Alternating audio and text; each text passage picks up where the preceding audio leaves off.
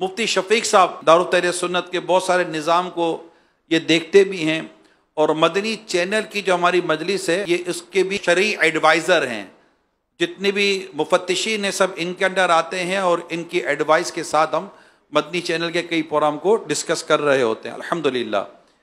तो अव्वल तो मैं मुफ्ती साहब से अर्ज़ करूँगा कि दावत इस्लामी के इज्तिमात में, मदनी मुज़ाकरों में, मुख्तलिफ मौक़े पर एक जुमला बाकसरत कहा जाता है, शरई रहनुमाई ले लीजिए, शरई रहनुमाई ले लीजिए, शरई रहनुमाई ले लीजिए। मुफ्ती साहब क्या फरमाते हैं, हत्ता कि कभी अमीर सुन्नत के साथ भी कोई डिस्कशन होगी ना, तो आप पहला सवाल उमूमी तौर पर सवाल करते क्या शरई रहनुमाई ले ली? अच्छा, मुझसे मेरे मुबल्लिगीन या अराकीन शुरा बादों का डिस्कस करेंगे, शरई रहनुमाई ले ली? भाई अगर हम सारी बातें तय कर लें, सारे फैसले कर लें, और शरीयत कहती है इजाजत नहीं है, तो सारे फैसले तो एक तरफ रह गए ना। अहमियत तो शरीयत के हुक्म की है कि जो इस्लाम और दीन कहेगा वही करेंगे। और दावत इस्लामी, चूंकि दावत इस्लामी है, इस्लाम की दावत देती है और वो देनी शरीयत के मुताबिक है, तो एक तो शरई रहनुमाई की अहमियत और दारुल इफ्ता अहले सुन्नत के इस हवाले में जो दारुल इफ्ता अहले सुन्नत दावत इस्लामी का एक अहम तरीन शोबा है, तो इसके मुतालिक मैं चाहूँगा कि कुछ मुफ्ती साहब बयान फरमाएं। दावत इस्लामी के इस दीनी माहौल में, और बिलखुसूस हम बात करें किबला शेख तरीक़त अमीर अहले सुन्नत दामत बरकातुहुल आलिया, ये उन्हीं की ही तरबियत है, और कहें कि उन्हीं की ही हकीकी तौर पर ये रहनुमाई है कि जो हमें भी हर काम के लिए ये पाबंद भी किया और इसकी तलकीन भी फरमाई कि इसकी बाकायदा शरई रहनुमाई लें। देखें, कुरान मजीद फ़ुरक़ान हमीद में अल्लाह रब्बुल आलमीन ने वाज़े तौर पर यह इरशाद फरमाया है, फ़स्अलू अहल ज़िक्रि इन कुन्तुम ला तालमून, इल्म वालों से पूछो अगर तुम्हें इल्म नहीं, इल्म वालों से पूछो। अच्छा, ये जो शरई रहनुमाई है ये और दारुल इफ्ताह की तरफ जब मंसूब है तो इससे मुराद वो फतवा है, और ये फतवा इतना अजीम काम है कि अल्लाह पाक ने कुरान मजीद के अंदर इस फतवे की निस्बत भी अपनी तरफ इरशाद फरमाई है, कुलिल्लाहु युफ्तीकुम, अल्लाह तुम्हें ये फतवा इरशाद फरमाता है, अल्लाह तुम्हें फतवा। यानी फतवे का मतलब यही है कि अल्लाह और उसके रसूल का जो हुक्म है वो आगे उस आलिम मुफ्ती ने लोगों तक पहुंचा देना। और ये अमल ऐसा है, नबी पाक अलैहिस्सलातु वस्सलाम की कई ऐसी अहादीसे तय्यबा, आप तशरीफ़ लाए मस्जिद में, दो जगह पे लोग बैठे हुए हैं, एक ज़िक्र कर रहे हैं, एक कुछ आपस में सिखा रहे हैं, कुछ बता रहे हैं।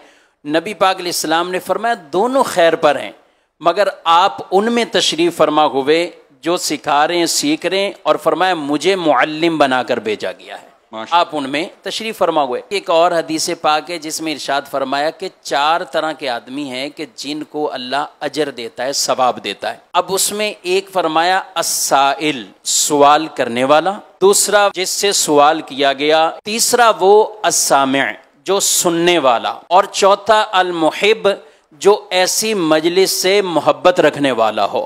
यानी 4 तरह के अफराद हैं कि जहाँ सीखना सिखाना है, सवाल है, जवाब है, और ऐसी महाफिल को जैसे आज के दौर में, और बिलखुसूस ये तो बरसों से किबला शेख तरीक़त अमीर अहले सुन्नत दामत बरकातुहुल आलिया का जो अंदाज़ मदनी मुज़ाकरे वाला गए कि जिसमें सवाल भी है, जवाब भी है, और कितनी आप इसकी तलकीन फरमाते हैं, और होनी भी चाहिए कि इन मदनी मुज़ाकरों के ज़रिए और ये सवाल जवाब जो सेशन होते हैं इसके ज़रिए से कईयों की इस्लाह हुई।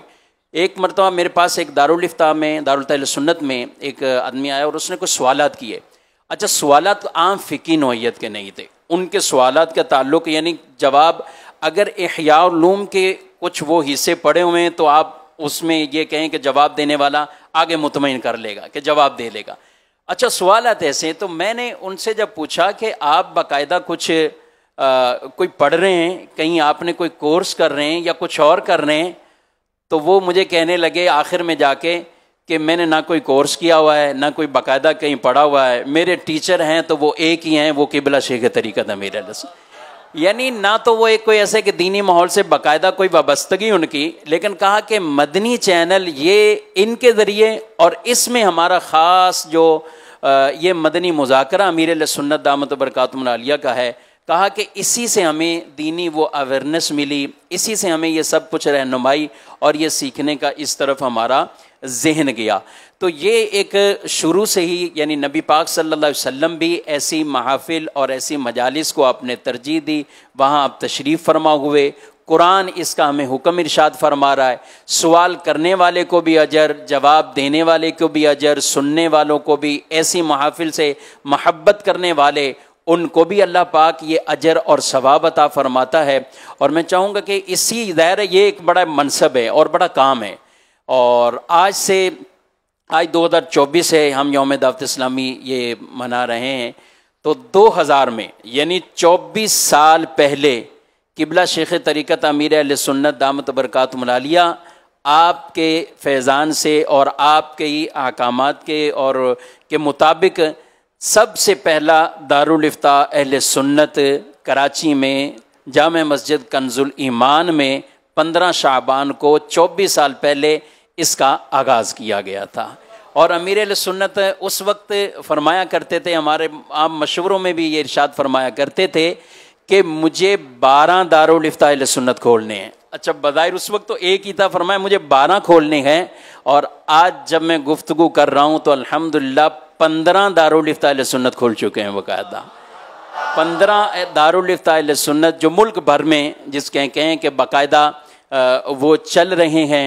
और उसमें 6 दारुल इफ्ता अहले सुन्नत ये कराची शहर में मौजूद गए, 3 दारुल इफ्ता अहले सुन्नत ये लाहौर में हैं। इसके अलावा पाकिस्तान के जो बड़े बड़े काफ़ी शहरों में हैदराबाद, मुल्तान, गुजरांवाला, सरगोदा, फैसलाबाद, ये इन शहरों में बाकायदा दारुल इफ्ता अहले सुन्नत की शाखें मौजूद हैं। और अल्हम्दुलिल्लाह 15 दारुल इफ्ता अहले सुन्नत ये वो हैं कि जो आम आवाम के लिए। और इसके अलावा अगर हम अपनी दीनी माहौल की बात करें तो अल्हम्दुलिल्लाह इफ्ता मकतब यानी तंजीमी दीनी शरई मसाइल जो उनसे मुताल्लिक है, तो कराची शहर में भी, हैदराबाद, फैसलाबाद और लाहौर में 4 मकामात पर ये बाकायदा ब्रांचेस बन गई। यानी फरमाया था कि 12 खोलने दारुल इफ्ता अहले सुन्नत, तो यूँ देखें तो अल्हम्दुलिल्लाह बिस्मिल्लाह शरीफ के अदद के मुताबिक 19 दारुल इफ्ता हैं। अब मगर यूँ नहीं फरमाया था ना कि 12 ही खोलने हैं, यानी नीयत ये जाहिर फरमाई थी। और उस वक्त बज़ाहिर उस वक्त तो हालात ऐसे थे यानी 12 सुन के भी एक 12 कैसे होंगे। जी हाँ, तो लेकिन अल्हम्दुलिल्लाह दारुल इफ्ता अहले सुन्नत मुख्तलिफ इलाकों में, मार्केटों में, मुख्तलिफ शहरों में है। सोसाइटी इससे कैसे फ़ायदा उठा रही है? माशरा, मार्केट, बाज़ार वाले, घरों के जो लोग हैं या जिनके विरासत के तलाक़ के मसाइल हैं, क्या आपको लगता है कि दारुल इफ्ता अहले सुन्नत ने कईयों के विरासत के मसाइल हल किए हैं? या कई ऐसे हैं कि जो माज़अल्लाह तलाक़ के करीब हैं और दारुल इफ्ता अहले सुन्नत की आना, उनका इन्वॉल्व होना, उनसे बातचीत होना, तो उन्होंने घर टूटने से बचाए हैं, कईयों को सूद और हराम काम से निकाला है। जी अल्हम्दुलिल्लाह, दारुल इफ्ता अहले सुन्नत का चूँकि मेन जो काम ही यही है कि पहला बाब अकायद व नज़रियात के हवाले से और उसके बाद हलाल हराम, और इसमें सर फहरिस्त चाहे वो कारोबार का मामला हो या निकाह और तलाक़ का और विरासत का, ये ऐसे मामलात हैं कि जिसमें मुआशरे के अंदर इन चीज़ों पर और इन अबवाब पर और ये मौज़ूआत पर कि लोगों को रहनुमाई की और दुरुस्त रहनुमाई की बहुत ज़रूरत है। और वो रहनुमाई जैसे अमीर अहले सुन्नत आप कई मरतबा ये फरमाते हैं ना कि फ़तवा पूछना है या मसला पूछना है, और पूछना भी उन मुफ्ती साहब से जो बाकायदा दारुल इफ्ता से मुतल्लिक और इसी फील्ड में मौजूद हों। बारहा आपके ज़मान वारक से इस तरह के कलिमात ये निकलते हैं और वाकई ही ये बिल्कुल 100% दुरुस्त हैं। और जो फील्ड से मुताल्लिक हैं वो जिस तरह उस मामले की हुसासियत को और हकीकत को और मार्फत से जो मसले का जवाब दे पाएंगे, आम आदमी का यूँ काम नहीं होता। दारुल इफ्ता अहले सुन्नत में इस तरह के जो वाक़ियात हैं जिनकी हम तादाद अगर फतावा के एतबार से देखें तो हमारे यहाँ दारुल इफ्ता अहले सुन्नत में एक महीने में, यानी अगर यौमिया के एतबार से देखें और एक महीने का जो फिगर निकलता है, तो दारुल इफ्ता अहले सुन्नत से एक महीने के अंदर तकरीबन 7,000 जवाबात जारी होते गए एक महीने में। आम नॉर्मल भी रूटीन के 7,000 जवाबात। अच्छा, उसमें जो तहरीरी और तफसीली फतावाजात होते हैं, इनकी मंथली तादाद तकरीबन 800 है कि जो कई सफ़ात पर फतवा मुश्तमिल। ये जो फतवा निकल रहा है ये कईयों के बिज़नेस के हवाले से, कई तलाक के मामलात इसमें, और विरासत के एक तादाद है। और ये बहुत बड़ा एक हुक्म है कि विरासत को आधा इल्म कहा गया है, और विरासत का मामला कि जिसका शरई हक किसी दूसरे के माल में लाजिम और साबित हो चुका है, अब उसके बारे में आगाही लेना। बाद औक़ात ऐसा होता है कि लोग यानी ना पूछने की वजह से हमारे पास जब मसला लेकर आते हैं, अच्छा ये माल किसका था, इससे पहले किसका इंतकाल हुआ, किसका, यानी 17 मैयतें हो चुकी होती हैं और मामला जूं का तूं होता। अब अच्छा, उनसे भी जब हम मजीद पूछते हैं ना कि आप इस हवाले से अब पूछ रहे हैं या ये, तो वो यकीन करें यही बात कहते हैं कि जब से ये दावत इस्लामी या दीनी माहौल से मुताल्लिक हुए हैं, मर के अल्लाह को भी जवाब देना है। अगर पहले कईयों ने गलती की है और ये सिलसिला यूं आगे चलता हुआ आया है, हम ये चाहते हैं आप शरी तकसीम कर दें और जिसका जो हक बनता है या हमारी तरफ आ गया है, हम उसका पूरा हक उसे वापस। दावत इस्लामी खौफ खुदा पैदा करवाती है, आखरत का खौफ, कब्र का डर, पुरसिश का डर के मैं जवाब क्या दूंगा। हम कोशिश करते हैं हर साल दावत इस्लामी का जो साल पूरा होता है, 42 ईयर्स हुआ, 43 ईयर्स हो गए, तो कुछ सालाना रिपोर्ट्स भी हम आपको पेश करेंगे। एक साल में क्या प्रोग्रेस हुई। अब हर शोबे की प्रोग्रेस देने रहेंगे तो फिर सारा प्रोग्राम एक प्रोग्रेस पे निकल जाएगा। लेकिन अगर मैं दारुल इफ्ता अहले सुन्नत का जिक्र चल रहा है तो इस साल मजमूई तौर पर दारुल इफ्ता अहले सुन्नत ने 1,46,000 से ज़ायद शरई रहनुमाई की गई। दारुल इफ्ता अहले 1,40,000 1,46,000 से ज़ायद शरई रहनुमाइयाँ की गई हैं दारुल इफ्ता अहले सुन्नत के ज़रिए। और इसके अलावा जो दीगर जो निजी तौर पर जो हमारे मुफ्तियान कराम से राब्ते होकर जो तरीक़ेकार होता है, कई तो हमारी मसाजिद के अंदर माशाल्लाह इसमें रहनुमाइयों का सिलसिला किसी हद तक शुरू रहता है। तो यूँ देखा जाए तो दावत इस्लामी ये अपनी मिसाल आप है।